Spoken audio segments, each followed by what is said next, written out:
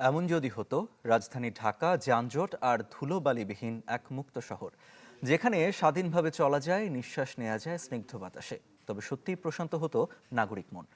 মেগাসিটির মানুষের সেই পাওয়াটা ক্ষণিকের জন্য মেটে ঈদের দিনগুলোতে। যাদের ভ্যাট ট্যাক্সে এই শহর চলে, তাদের আর কত বছর অপেক্ষা করতে হবে এমন একটি শৃঙ্খল শহরের জন্য? ইজাজ শ্রমিকের রিপোর্ট। ছবি তুলেছেন সুকান্ত সরকার ও মমিনুল ইসলাম মমিন।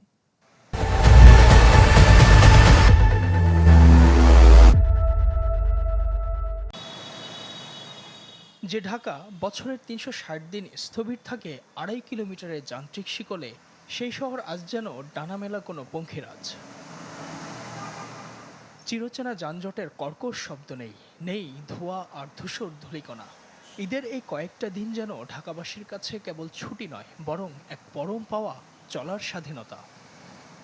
অবশ্যই এরকম তো একটা খোলামেলা এবং ফাঁকা এই এনভায়রনমেন্ট, আমাদের একটা সুন্দর একটা পরিবেশ হোক, এটা তো আমরা সেটাই তো চাই। মানে এর চেয়ে যদি আরও একটু জাম প্রত্যাশা, সেটাও খারাপ হবে না।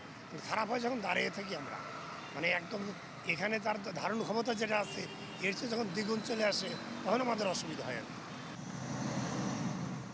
সদ্যই পাতা ঝরার দিন শেষ হয়েছে, নতুন পত্রপল্লবে শাখা মেলেছে মেহগনি, রেন্ট্রি বা মহুয়া। রাস্তার পাশে কৃষ্ণচূড়া আর সোনালু আজ ধুলোহীন, একদম সতেজ। বিষাক্ত কার্বন মনোঅক্সাইডের রাজত্ব নেই বলে আকাশ আজ নীল, বাতাস স্বচ্ছ। বুক ভরে নিঃশ্বাস নেয়ার এই বিরল সুযোগ মনে করিয়ে দেয় এ শহরও হতে পারত শ্বাস নেয়ার মতো বাসযোগ্য। যানজটের জন্য বাসা থেকে বের হতে পারতাম না, আর এখন বের হয়ে খুব ভালো লাগতেছে। এখন যেটা আমরা দেখতে পারতেছি, এটাই প্রকৃত ঢাকা, এটাই বসবাসের উপযোগী ঢাকা, এটাই হওয়া উচিত। ট্রাফিক সিগন্যালগুলো এখন কেবলই আলোকসজ্জা। গাড়িগুলো আপন গতিতে ছুটছে, গতির এই ছন্দ আর নির্মল বাতাসের ঘ্রাণ নাগরিক জীবনে এনেছে অখণ্ড প্রশান্তি। সুইজারল্যান্ড ভিত্তিক আইকিউ এয়ারের বায়ুমান সূচক অনুযায়ী ছুটির আগে মার্চের প্রথম ১৬ দিনে ঢাকার বায়ুমান ছিল গড়ে ১৬৭.৬৯, যা অস্বাস্থ্যকর।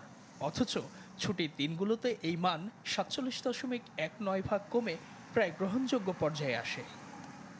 মানুষের চাপ এবং যানবাহনের চাপ রয়েছে, সেটি যদি ২৫ থেকে ৩০% কমিয়ে আনা যায়, বায়ুর মানের ২৫ থেকে ৩০% বা ৪০% পর্যন্ত উন্নতি হওয়া সম্ভব।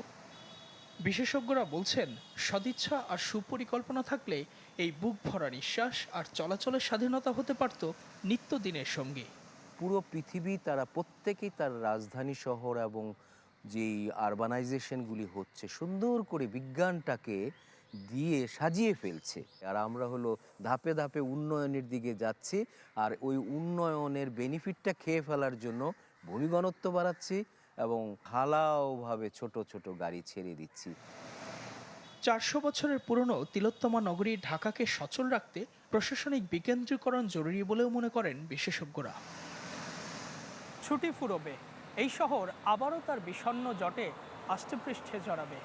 এই ৪-৫ দিনের মুক্ত বাতাস আর অবাধ গতি ঢাকাবাসীর মনে এক গভীর হাহাকার রেখে যায়, একটি সচল, সুন্দর আর প্রাণবন্ত ঢাকার আজন্ম আকাঙ্ক্ষা। ইজাজ শ্রমিক, চ্যানেল 24, ঢাকা।